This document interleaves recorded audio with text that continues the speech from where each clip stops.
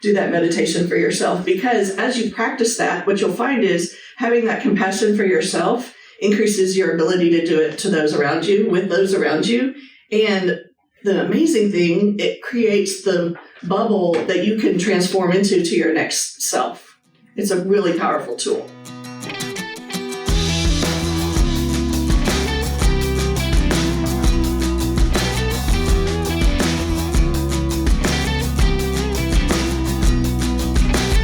Hey y'all, welcome back to the Dr. Crockett Show. I am your host, Dr. Susan Crockett, and I am coming at you from San Antonio, Texas, from Ollie-Woodstudios.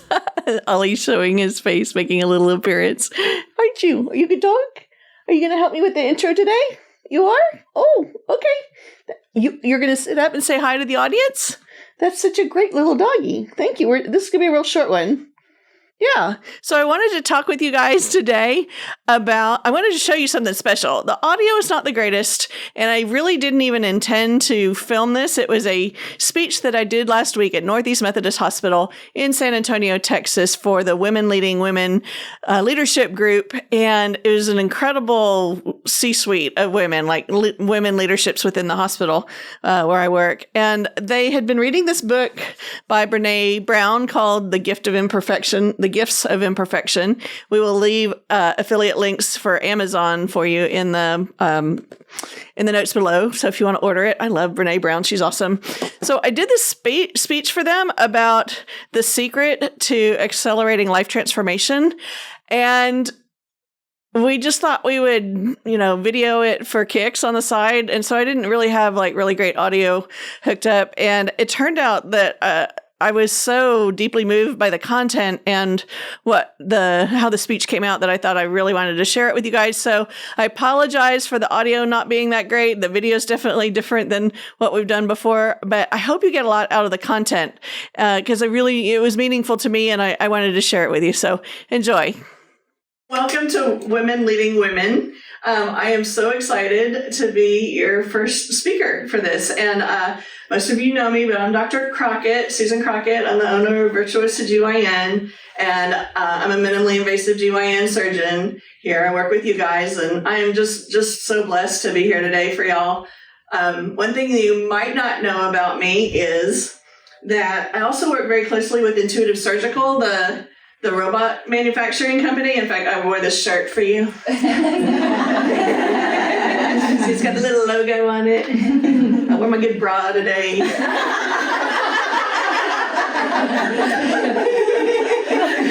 So, about 5 years ago, I went to the Women in Da Vinci Surgery meeting, and this shirt is from last year's, but I went to that meeting about 5 years ago and found their Facebook group, which is now reaches 1.3 thousand women worldwide. Robotic surgeons are part of that Facebook group. It's a support group for women, so that's super cool. I'm involved with that. The other thing that most of you probably don't know about me is that I am also a transformation expert. And so that's what I'm going to talk about today. And Brené Brown, we go way back. She and we go back to 2010 with her first TED Talk on vulnerability. And so when Kate told me we were talking about her book today, The Gifts of Imperfection, I was like, oh yeah, I'm wholeheartedly in on that. I can do that. So we're going to start with Brené and kind of move through a couple other things that I have to discuss with you today. And thank you so much for bringing me in with your beautiful, lovely leadership group. I'm honored. It is impossible to go from one iteration of ourselves to the next without having a considerable amount of self-love and compassion for ourselves, because otherwise what gets in our heads is all that mean, negative talk, especially when you get into, I'm going to call it the middle of the road, and you're going to see why in a minute. You get halfway across the road into your growth, and then all those mean thoughts keep flooding in. So in Brené's book, she says, she has this part where she talks about worthiness and wholeheartedness, and I've been practicing living wholeheartedly, going after being a wholehearted surgeon, friend, administrator, boss, for over 10 years now. So this really struck me, though. How many of us say, I'll be worthy when I lose 20 pounds, or I'll be able to do that when I lose 20 pounds, or I'll be worthy if I can get pregnant, or if I get or stay sober, or if everybody thinks I'm a good person, or a great person at work, or a good friend, or I can make a living. My personal one is I don't feel worthy of going back to my dermatologist and getting better care for my skin because I haven't done what she told me to do the last time I was there 5 years ago. And so I'm not relating. And that's just like, okay. So I want to do a little exercise here. We all have these voices that get in our head about worthiness. I want you to think of a woman in your life, maybe somebody at this table, maybe your mother, your sister, just somebody that you really love and respect, but somebody you really care a whole lot about. And I want you to pick that person in your head, and I want you to think, if that person was coming to me and really having one of those days where she is beating herself up about her weight and not being able to stick with her exercise program, I'm not looking at anybody. Think about your best compassionate answer, just in your head, just silently. Think about what you would say to her in your sweetest, most kindest, encouraging friend voice. Just take just a little bit. And imagine yourself just, wrapping your arms around her and hugging her and being there for her and being really sweet and kind and encouraging and lifting her up so that she could be in a better space. Okay, now I want you to turn that into yourself. I want you to think of your own mean voice, and I want you to do that exercise for yourself. This is a little mini meditation, okay? So what we're going to do is we're going to think of the meanest things that we talk to ourselves and say, because we all talk to ourselves like worse than anybody else could ever, right? And you would never let them talk to your friend like you talk to yourself. So I want you to just I'm going to quit talking for a second. Just take a minute and take a big breath. You can close your eyes or not, and just practice loving yourself, your heart, and talking to yourself like you would that woman who you love, and wrapping your arms around her.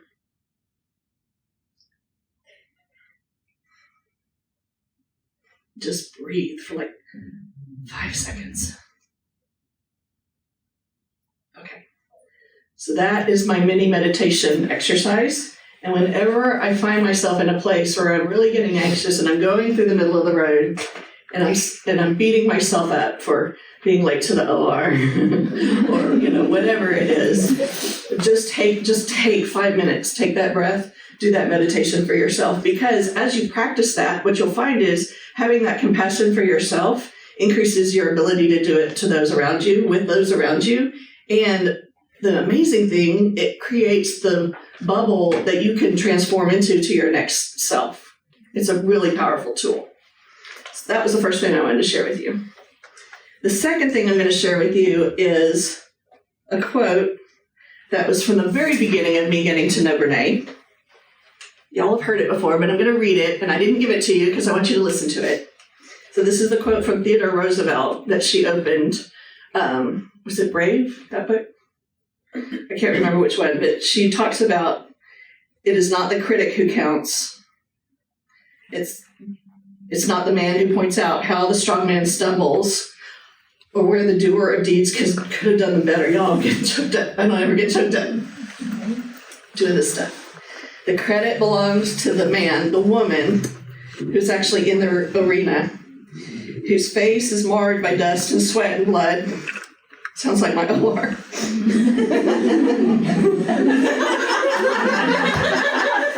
Minus the dust. Minus the dust.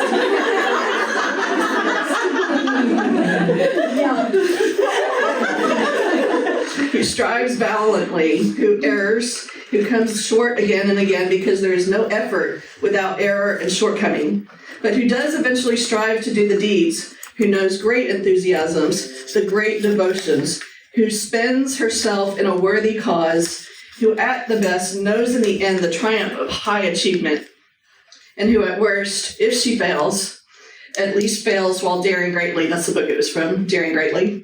So that her place shall never be with those cold and timid souls who neither knew victory nor defeat. Okay, so the reason this is so important to me is I used to really hate speaking in public. I'm really good one-on-one. I'm quite introverted. And I was having all these conversations with my patients in the office about their well-being, going where the scalpel doesn't reach, all the stuff that helps us heal and be well. And I had a really strong calling to do that on a larger scale. But I was not a good speaker, and I did not enjoy being in front of an audience. And so I made a decision in 2020 to start a podcast. And the backstory of that has a lot to do with my history of hardship. So in the last 14 years, I've gone through 2 divorces, a failed business, a almost bankrupt business, 3 moves, empty nesting, menopause, and the unexpected death of my first husband. That was almost 7 years ago. And I have 4 children who now are in their 20s, and the process of dealing with all of that over this last decade has built me into somebody with incredible strength and capacity. And a lot of people might just look at me and go, oh, she's got all this going on. And I wanted you to see the underbelly of it. I wanted you to see what I've been through. And because I've applied what I've been through with these techniques to grow and transform, it's made me into somebody that now I can stand in front of you and speak and have a broader platform. So part of what I did when I was going through the grief of the loss of my ex is I didn't want to go to a psychiatrist and get on antidepressants. Not that there's anything wrong with that, but I wanted to keep working. And I was like, I don't have time for this. I knew it was grief. It was a devastating grief that took me off of my feet. He and I had not had a great divorce, and we had a conflicted co-parenting arrangement. And I thought the best thing in the world would be for him to just go away and never come back again. And then when he passed away, we'd been together 25 years, married 22 years.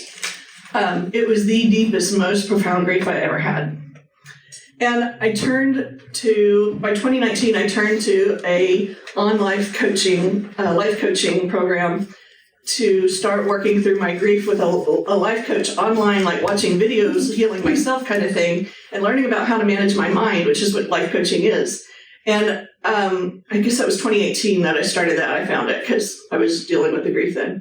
And then by 2019, I liked it so much that I decided to get certified as a life coach. And so I went through the Life Coach School's life coach training program. And I tried and failed at an online coaching program. It was called Virtuosa Coaching. I was going to have coaches doing that as part of my practice, and it didn't work. But you're going to see that on some of our things that we're going to pass out at the end. I've got some goodies for you, some tools. So Virtuosa Coaching was the name of my coaching plan. That's another failure that turned into something good. Okay, where was I going with this? Okay, so I became a life coach, and as part of that, I had this fantastic group of life coach women around me, and I decided I was going to do a podcast because the one-on-one coaching, I suck at that. I'm terrible at it. Y'all know why? Can you tell?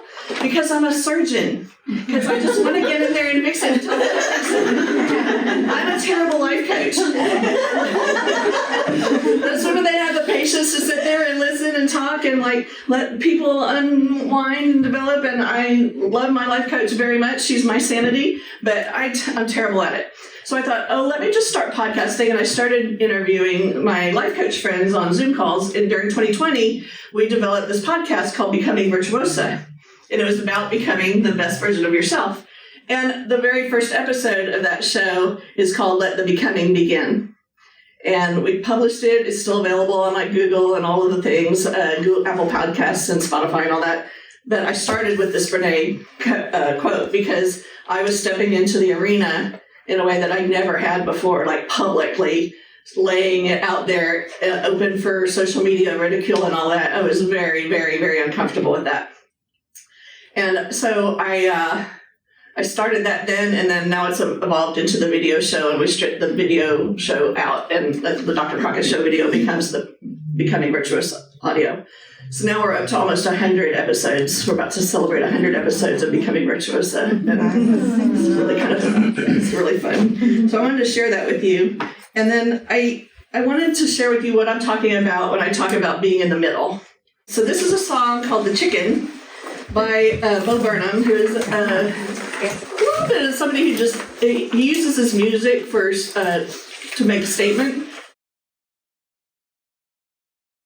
So when I say I'm in the middle right now again, That's what I mean. I'm that little chicken in the middle of the road, and I'm looking at headlights in a very real fashion, and I wanted to share this with you. So about 5 years ago, I had an idea that I needed to expand my capacity as a surgeon to be able to make surgery easier for more women, and I could only do so many myself. And so I thought, what if I had an office that was in the same center as my OR? And so instead of having 45 minutes and time turnaround that was wasted between cases, I could go up and see patients and increase the number of cases that I would do. And I would also be an on-site mentor so that other surgeons could come and I could help them do a better job also with surgery. So they could bring their harder cases and have somebody to help them and teach them.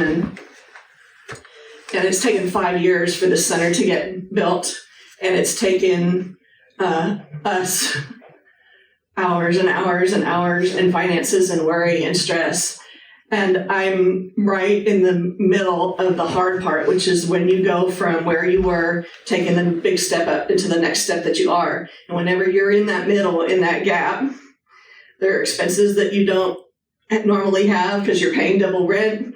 I had financial plans that didn't come through, and so I'm having to figure out other financial pieces to keep the business going and to get it to the next level.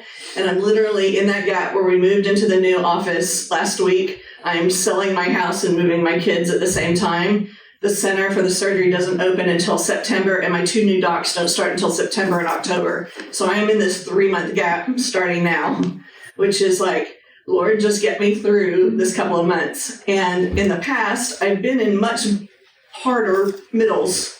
I was in a middle one time when there weren't patients coming in the door, and I had all this anxiety, and it was a business that I couldn't keep going. It was a practice that I had out in Lavernia that failed a long time ago.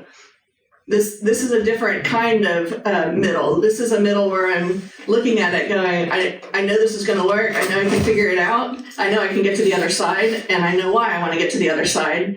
And the plan is good, and it's going to get there. That's a whole different capacity. That's a whole different level of having compassion and care for yourself than when I was in that smaller level of capacity where all I could see was all of the failure and everything's going to go bankrupt and I'm a terrible person and all of that. So I'm sharing this story with you because this is such an important part of all of you, but you also need to see what it's like for somebody that's stepping up into leadership and growing. I want you to see the compassion that I've practiced on myself for the last 5 years, and the compassion and wholeheartedness that I approach each of you with is what I want to encourage you to do with each other. And I want to encourage you on your own growth journey, because I think we can do incredible things together. And I'm not going to exclude the men, but it's been a huge honor for me to be able to have this conversation with you guys today. And so thank you very much. And I have one more thing that I'm going to pass out for you. So this is a tool that we call the 7-step transformation tool. And this is something I developed during that Becoming Virtuosa podcast. And it just takes you through the steps of like where you are in the dream that you have for getting to the next thing. And that can be something small, like me trying to lose 10 pounds and being the person who weighs 10 pounds less than I am now. Or it could be something big like the 5-year dream with a multi-million-dollar business and center that's reaching, it's going to reach thousands and thousands of people by the time we turn it into this big teaching center. But whatever it is for you, this is a tool you can use again and again. The instructions are on the second page, the last 2 pages. And so I'm going to pass these out to you as my little gift to you, and just encourage you in your own growth journeys and transformation journeys. And thank you so much for listening to me today and coming. Okay, well, thanks for listening this week. We will see you next week on the Dr. Crockett Show. Have a wonderful week. And for those of you in the U.S., I hope you had a happy 4th of July. I'm actually filming this on the day before, so happy Independence Day, and God bless America. See you next week.